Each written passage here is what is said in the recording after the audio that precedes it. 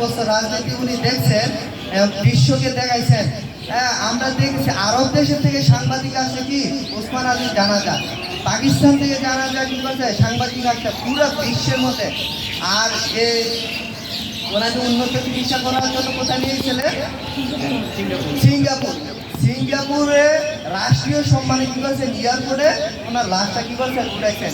এই বাংলাদেশের ইতিহাসে কোনো লাশকে রাষ্ট্রীয় সম্মানে সিঙ্গাপুর থেকে উঠাইছে এই নজির নাই। একমাত্র কি করছে ওসমান আলী তার নিজের কেরিয়ারে না, এটা উনি দেশপ্রেম দেখাইছেন।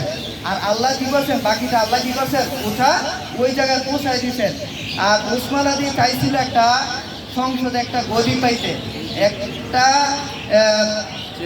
একটা চেয়ার চাইছিল, একটা জেলার চেয়ার চাইছিল। আর আল্লাহ কি করছে ওনাকে রাষ্ট্রীয় চেয়ার দিয়ে দিচ্ছে আল্লাহ তাআলা। তো এটা কিসের মাধ্যমে হয়েছে ভাই? ওনার একটা যে চেতনা ছিল দেশপ্রেম, ভারতের আধিপত্যবাদ বিরোধী। আর ওই আধিপত্যবাদ বিরোধী একটা ইসলামিক নিয়ে ওই যে কিছুক্ষণ আগে আলোচনা হয়েছে না, এক সময় লা ইলাহা ইল্লাল্লাহ স্লোগান দিলে বলা হতো জঙ্গি। আর এখন বর্তমানে প্রত্যেকটা স্কুলে কলেজে হাট বাজারে কি হইতেছে লা ইলাহা ইল্লাল্লাহ স্লোগান উঠতেছে। এটা দেশ এখন শুরু, এখন প্রত্যেকটা কাজ হয় লা ইলাহা ইল্লাল্লাহ করে স্লোগান দিয়ে। তো এই কাজটা কিভাবে হয়েছে? এই যে আপনারা যে যুবক ভাইরা আছেন আপনাদের মাধ্যমে এবং কিছু আত্মনিয়োগকারী যুবক যারা নিজের মায়াকে ত্যাগ করে দিয়েছে, জানেন মায়া, তারা কি করছে এই কাজটা করেছে। তো মুহতারাম হাজিরিন, আজকে যে অনুষ্ঠানটা যেই সংগঠন কর্তৃক আয়োজিত এই ইসলামী সংগঠন থেকে আপনারা দেখতেছেন, আমাদের এই সংগঠনটা 2019 সাল থেকে প্রতিষ্ঠিত হয়ে সমাজে বিভিন্ন সুন্দর কাজগুলোর মধ্যে অংশগ্রহণ করে। বড় কোনো কাজে অংশগ্রহণ না করতে পারলেও ছোট ছোট কাজগুলো আঞ্জাম দিয়ে যাইতেছেন, যেরকম রোজার মধ্যে ইফতারি এবং বিভিন্ন সময় গরিবদের পাশে থাকে যুবক ভাইরা আগায় আসতেছে। এর মধ্যে একটা জ্ঞানের মশাল পাঠাগার হয়েছে।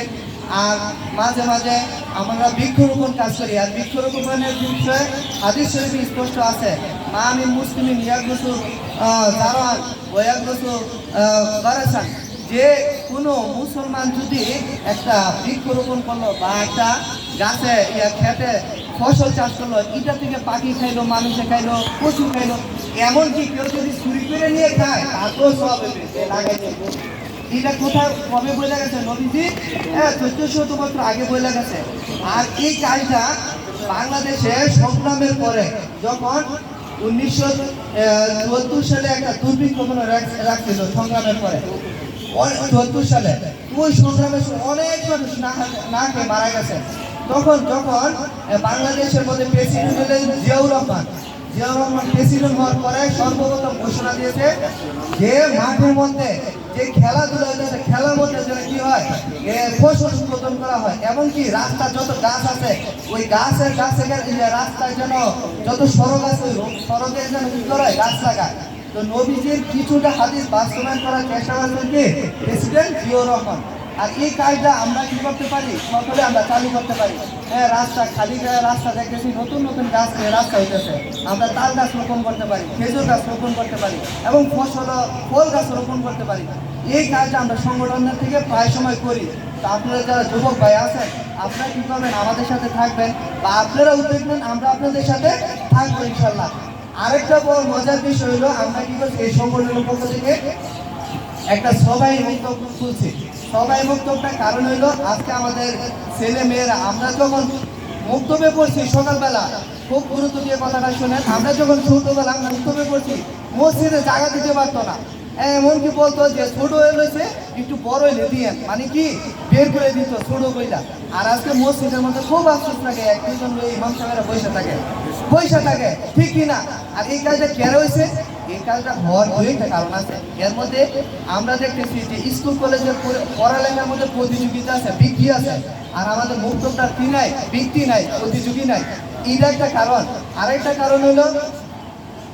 কারণ হইলো যে এখন আমাদের বুঝুলা অনেক হয়ে গেছে, আর বাচ্চারা কি করতে পারে না, কষ্ট সহ্য করতে পারে না। মারাও এই ছোটবেলা শীতের মধ্যে কি করার দরকার নেই, কুয়াশার মধ্যে যাওয়ার দরকার নেই, বাচ্চা শুয়ে থাকো, ঠান্ডা লেগে যাবে। এই যে এই কাজগুলো করতেছে, আমরা আমাদের বাংলাদেশে এই বছর সুদর্শন পুরুষ হিসাবে কে হয়েছে? অ্যাডলফ খান। কে হয়েছে? অ্যাডলফ খান। বাস্তব নেই তো আফসোসের বিষয় হলো অ্যাডলফ খানের বাবা মারা গেল, সে জানানো দিতে পারলো না। আজকে তো আমাদের জাতিগুলো বাচ্চাগুলো এই পঙ্গু পালন করতেছে দিনই ধর্মের ক্ষেত্রে।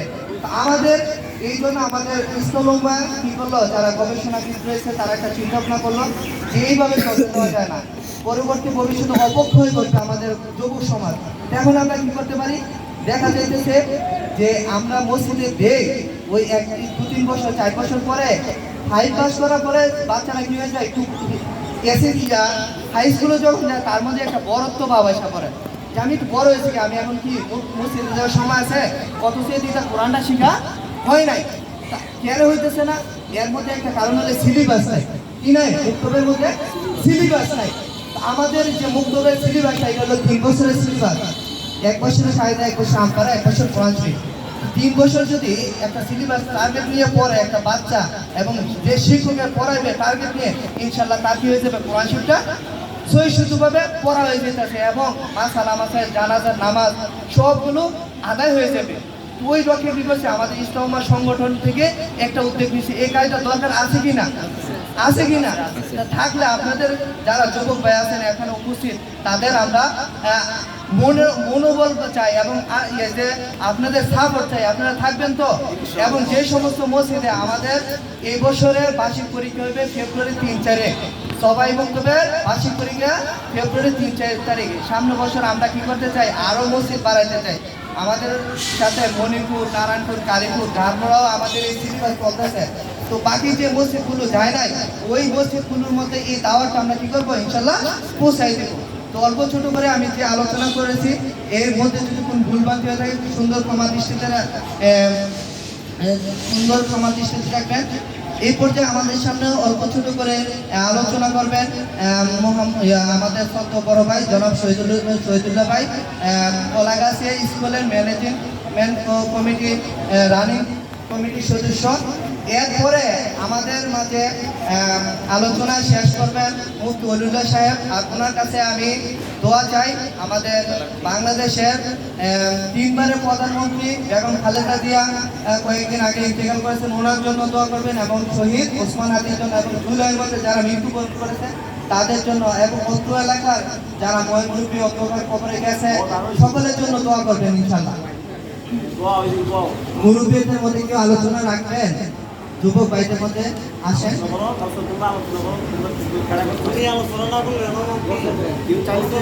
আবার বলবেন স্যার।